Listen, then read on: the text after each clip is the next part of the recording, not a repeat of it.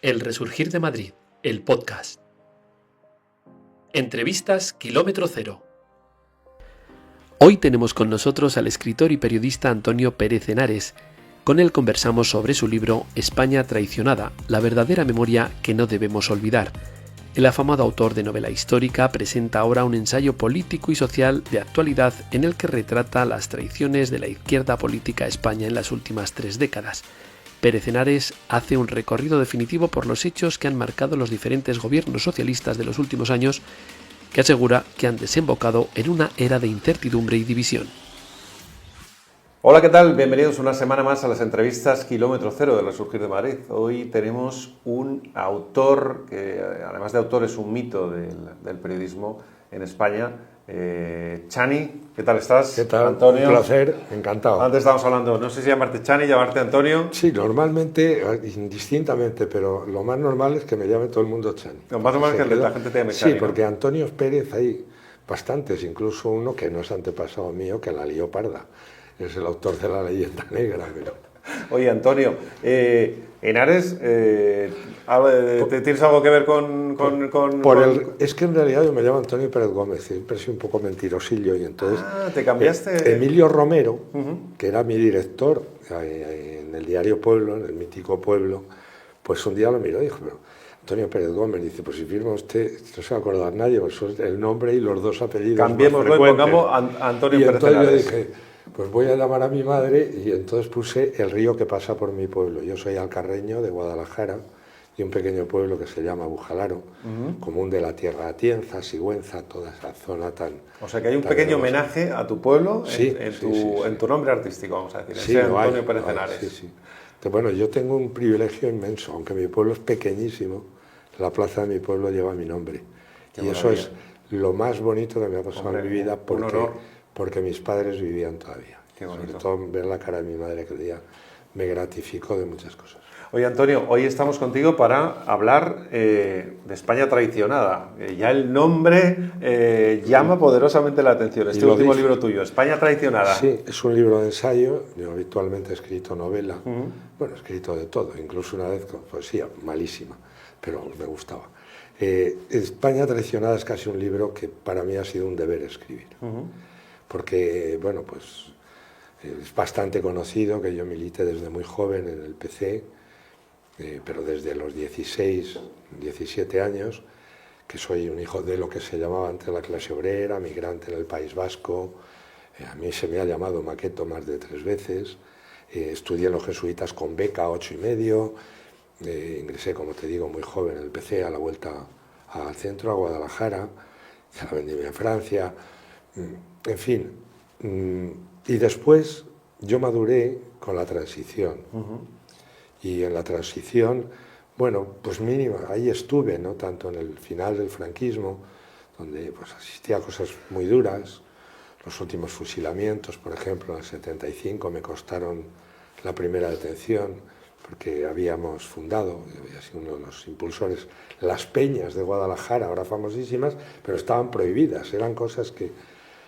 Bueno, y luego pues la alegría de la democracia, las primeras elecciones, el asesinato de la gente de los abogados de Atocha, en los que yo tenía amigos muy directos.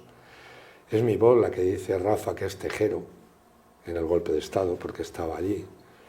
Y la transición la viví como la vivimos en España, con gozo, con generosidad por todas las partes. Desde luego. Y con una idea en la cabeza clara, la de la reconciliación. Había que dejar atrás eso. Recordaré siempre el discurso de Marcelino Camacho, un sindicalista, eso era un sindicalista como Nico Redondo. Estos no son sindicalistas, son tipos que viven de una cosa llamada sindicatos, pero entonces sí. Entonces eran sindicalistas. Y se la jugaban, lo mismo que la gente que militaba en política, o la gente que decía que era antifranquista. Porque entonces ser antifranquista era muy peligroso. Poco o mucho, pero te podía tocar. Y desde luego, ahora ya sabes que hay aproximadamente no sé cuántos millones de antifranquistas sobrevenidos. Madre mía, si hubieran sido tantos, de verdad, Enrique Curiel, que era mi jefe, y yo, pues habríamos pensado algo, pero te aseguro que éramos muy pocos. Y también te digo una cosa, del PSOE ninguno, excepto Nico Redondo y alguna gente, por ahí algunos en la universidad mínimo, en esto que ahora se ponen medallas de lucha por la libertad. O sea que hay mucho... Vamos, farfolla y mentira pura. Tamames, que sí lo fue, llegó a ser vicepresidente del PC, cuando un día pusieron un eslogan, 100 años de honradez, y Tamames contestó, y 40 de vacaciones. Y es verdad. O sea, que no se pongan ninguna medalla, porque todavía quedamos algunos con memoria. Oye, Antonio, Ni un solo de los dirigentes del PSOE, ni siquiera Felipe ni Guerra, a los que hay que decir también que les tengo aprecio, y que incluso de Alfonso es una persona que aprendo bastante, pero nada que ver. Yo sigo siendo en mi corazón una persona de izquierdas, pero es que esto no es la izquierda. ¿Y te sientes de cierto modo traicionado? Entiendo tú también, ¿no? Sí, yo he escrito ese libro porque considero que desde Zapatero, y ya que es el precursor, el gran visir, el adelantado del Mesías o del caudillo Sánchez, a mí también me han traicionado. Han traicionado a todo el pueblo español que estuvo embarcado en ese generoso esfuerzo por la libertad, por la democracia, y que creó una Constitución. Y ahora le llaman el régimen del 78, pillando lo que ha sido la terminología de la extrema izquierda, lo que planteaba ETA en sus tabernas, que éramos algo que no era democracia. O sea, los asesinos que quisieron asesinar a la democracia, los etarras, ahora escriben la ley de memoria, ¿cómo se llama? De memoria democrática. Correcto. Pero si ellos querían asesinar a la democracia y asesinaron a más de 850 españoles... ¿Qué opinas de eso de la memoria histórica, la memoria democrática? Primero es la mentira histórica. La historia es la historia. El propio caso de Franco. Franco era historia ya. En los años 80, 90, aquí nadie se acordaba de Franco. Correcto. Ha sido esta gente, y empezó Zapatero, hay que crear tensiones. Entonces, hay que volver a dividir a los españoles por el odio político. Que el que creó esto lo hizo para eso. Y empezaron a mover los huesos de Franco y ya la han acabado por resucitar.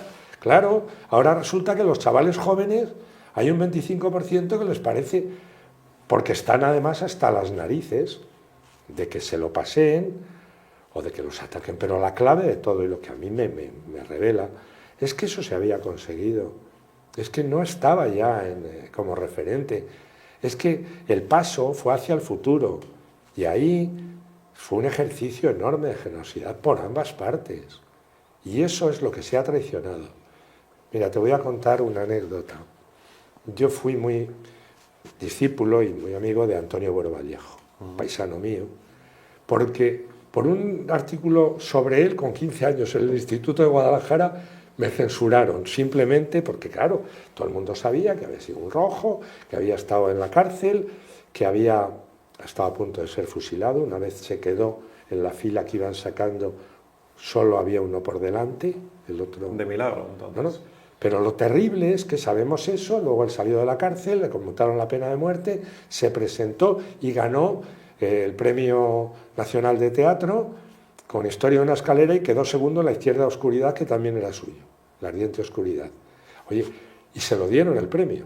Los Luca de Tena tuvieron mucho que ver en que hemos premiado esto va, y además se representó. Hoy no sé yo si eso...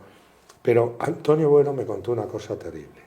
Es que de esa cárcel o de otra muy parecida, y muy poco tiempo antes habían sacado a su padre, que había sido comandante de ingenieros en Guadalajara y luego teniente coronel, y siendo tan inocente, excepto por tener unas ideas como él, pero su padre ni había tenido que ver nada con el golpe, lo habían fusilado en Paracuellos. O sea, el padre y el hijo. Esa es la guerra civil española. Totalmente. Eso es lo terrible. Y me decía, Antonio, esto nunca jamás. Y había algunas cosas que me había contado, yo escribí su biografía. Me dijo, mire, le pido, si quiere lo pone, pero yo le pediría que estamos en un tiempo nuevo y mejor que se quede ahí. Pues no, han estado volviendo a rebañar el pajarón de sangre, no para resolver nada, sino para enfrentarnos. Entiendo y que, por eso he escrito este libro. y entiendo que aquí es casi ha sido casi como un deber moral, ¿no? Sí, Tuyo. ético, sí. El plasmar El plasmar esto. Que la gente se sorprenderá, dirá, como militante del PC. ¿Qué va? Es que verás, la izquierda no tiene para nada que ver con esta gente, ni con Redondo. No tienen ya nada que ver ni con Guerra ni con Felipe. De hecho, abjuran de ellos y los insultan. Esto es una secta que Sánchez ha creado a su alrededor, que se ha apoderado de las siglas de un partido, que lo tienen como paraguas, pero que en su comportamiento ético no tienen nada que ver, ni en lo que pretenden tampoco. El PSOE fue uno de los elementos de la columna que vertebró la identidad de la España democrática. Y están abjurando también de eso, porque ellos son en estos momentos los peores enemigos de la Constitución y yo temo por el futuro de democracia y libertad.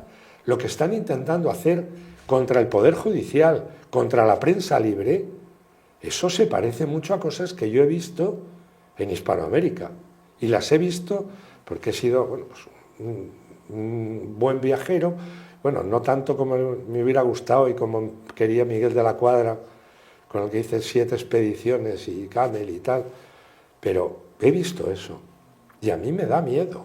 A mí me está dando miedo lo que está pasando. Y Antonio, ¿cómo hay solución? Porque tú eres un hombre que te has definido como milité en el PC, sí, y sin embargo estás dando ahora estas de opiniones. Decir que yo no soy de nadie. O sea, ahora actúo como he actuado siempre, como desde la libertad, por la libertad y con mi conciencia.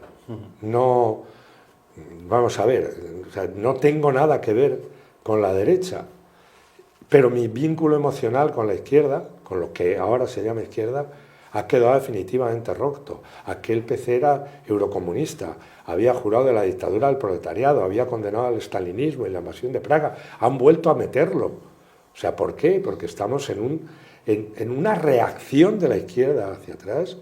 Pero como te digo, a mí me preocupa muchísimo en estos momentos la deriva. Yo es que creo sencillamente que es Sánchez o la democracia. ¿Y quién crees o quién o quiénes vuelven a sacar? Porque decías, hubo un momento en que se perdonó. Sí. Nos olvidamos, yo soy del 78, viví los 80, 90, mi infancia, y tienes toda la razón, yo no pensaba en guerras civiles ni en dictadores, pero de repente los jóvenes... Esto lo monta Zapatero como un elemento él dice, hay que crear tensión, que se lo dijo a Iñaki Gabilondo. Crear tensión era dividir, o sea, hasta entonces, claro que había rivalidad política y había confrontación, pero no confrontación de considerar al otro un enemigo. O sea, se partía de que en el fondo... Pero fíjate dónde ha llegado eso. Zapatero empieza con eso. Eso lleva a que inmediatamente y por determinadas debilidades cuestionar la propia idea de nación, discutible, convertirse en el adalid casi de los separatistas catalanes.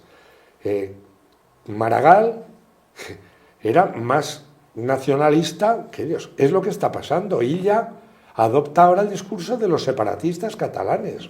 Ataca la lengua común y los elementos comunes como el primero.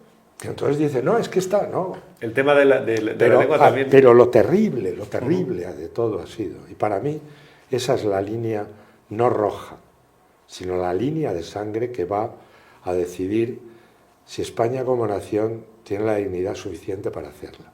Que es, primero, lo que ha sido miserable de una manera terrible, que nos duele a todos los que...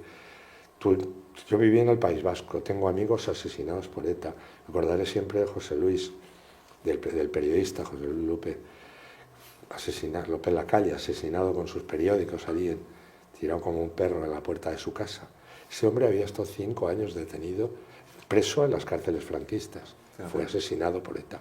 Lo mismo que socialistas, y todos. Pero que en estos momentos los albaceas de los asesinos, los albaceas de ETA, sean los que están más cerca y son los más directos aliados del sanchismo, es para preocuparse.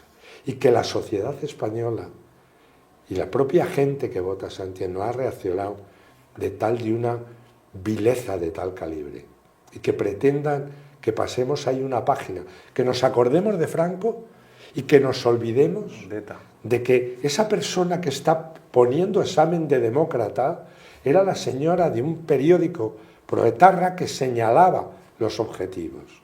Y eso pasó el otro día en el Congreso. Y no hay una reacción, sobre todo... ¿Estamos anestesiados los españoles? No, están anestesiados los que han sido sectarizados, porque esta confrontación viene bien para una cosa: los tuyos y los míos. Y los míos pueden hacer lo que sea, hasta beatificar a los asesinos de ETA, que como son los míos y si no vienen los otros, eso vale. Y eso no vale. Pero esa es la tragedia. Y como España pierda totalmente, digo España, el pueblo español, pierda la dignidad de no poner donde se debe a las víctimas de ETA, que en estos momentos están siendo humilladas todos los días. Tienen que ir por los pueblos donde han asesinado a sus familias con la cabeza gacha, mientras que los otros proclaman la heroicidad de los asesinos. Esa es la línea que va a medir para el futuro si España tiene derecho a ser una nación y un pueblo, porque si eso también lo pisotea como lo está pisoteando Sánchez, eso será para mí esa línea de la que ya no se vuelve. ¿Y eres pesimista con el futuro? Bueno, yo suelo ser optimista porque sí, y creo todavía en algo. Si fuimos capaces en un tiempo de hacer esa reconciliación, ¿por qué no podemos intentar volverla? Pero para eso tiene que haber gente que lo encabece. Para eso tiene que haber gente que mire más allá de lo que es una batalla electoral y que en un momento plantee como elemento esencial volver precisamente a esos valores constitucionales que más allá de la letra de las leyes late eso, que somos un pueblo y como tal pueblo somos compatriotas y que pertenecemos. Cuando nosotros decimos, mira, yo soy un escritor de novela histórica, me apasiona, cuando nosotros decimos esta es mi tierra, cuando decimos yo soy español o esta es mi nación o mi patria, no estamos diciendo que nos pertenece, no, estamos diciendo lo contrario, que nosotros pertenecemos, tenemos una sensación, una emoción de pertenencia a ello. Y una patria no solo es una bandera, ni un símbolo, no.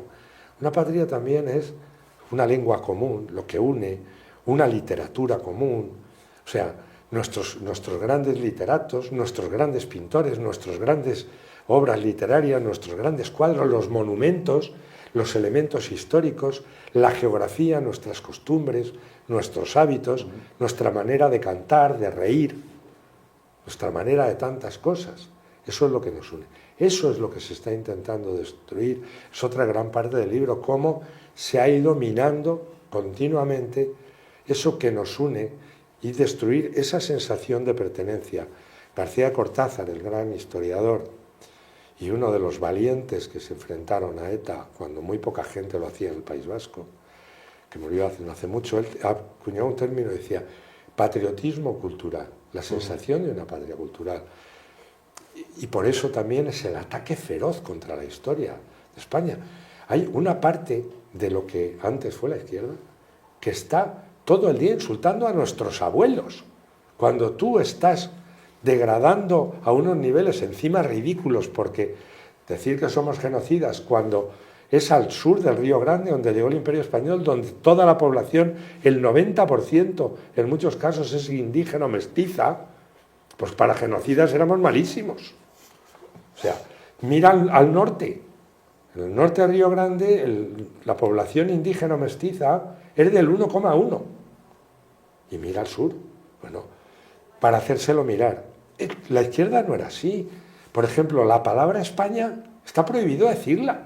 Solo la dicen de vez en cuando, la propia expresión. Incluso la bandera, ¿no? Sí, no, pero la palabra. Dicen este país 17 veces. Yo no soy de este país. Soy de una nación que se llama España o Isfahán desde la época fenicia. O sea, que ha sido incluso España es una parte de aquí está Hispania y es una parte de ese mundo hispano. Y nuestra lengua, ayer salió la información, la hablan ya más de 660 millones de personas en el mundo. Y la perseguimos en nuestro solar. Es alucinante. Pero yo delante de eso sí que tengo esperanza. Sí que porque yo estoy viendo ahí una respuesta, pero no reaccionaria, sino al revés. Es que a Miguel Hernández, a Antonio Machado, a Lorca, a cualquiera de los grandes de hace nada, tú le quitabas la... Pero si la palabra España la tenían por todos los lados, correcto, su idea de España, que es profundamente legítima, por supuesto, pero no el propio concepto. Pues no, unos pila de ignaros, pero además, que es que la talla cultural, intelectual, ya no te hablo de ética, que tienen estos dos dirigentes últimos, Zapatero y Sánchez, es ínfima. O sea, hay que escarbar en la historia para... Yo escarbando he encontrado uno. Yo creo que a lo que más se parece, o le gustaría parecerse a Sánchez, es al rey más infame que hemos tenido en la historia, al séptimo, a Fernando VII, el felón. Paralelismo curioso. Sí, sí, me ha venido siempre. ¿Por qué? Porque él traicionó la Constitución que había firmado. Y se cargó a todos, entre ellos a mi gran héroe de la Guerra de la Independencia, que es el empecinado, que cuando le dijo, pues si abjuras de esto y tal, dice, no, no. Dice, ¿y por qué? Dijo, no, es que yo firmé esa Constitución, usted ha traicionado, y yo no soy un perjuro, y lo mataron. Antonio, es un deleite escucharte. Yo estaba casi en silencio escuchando todas tus reflexiones, que además son reflexiones valientes, más viniendo de una persona con tu trayectoria. Sí, pero también he pensado muchas veces. Yo estuve detenido por el franquismo pues 6 o 8 veces, ni me acuerdo. No voy a tener ahora... Es que el miedo nos atenaza. El miedo hay que tenerlo, prevenirlo, pero superarlo. Y yo creo que hay que llegar a la rebelión cívica, democrática, y desde luego a través de los instrumentos democráticos, siempre por delante, pues en un momento determinado librarnos de eso y abrir una puerta hacia el futuro. Pues gracias, Antonio, por este rato maravilloso, un deleite escucharle. España traicionada. Si esta conversación les ha parecido interesante, imagínense lo que pueden encontrar aquí. Antonio, un auténtico honor que visites el Resurgir de Madrid. Espero que pronto volvamos a vernos. Mira, ya lo que comprarán será segunda edición porque me lo han comunicado esta mañana. Bueno, pues a por la segunda edición. Gracias, Antonio. Gracias.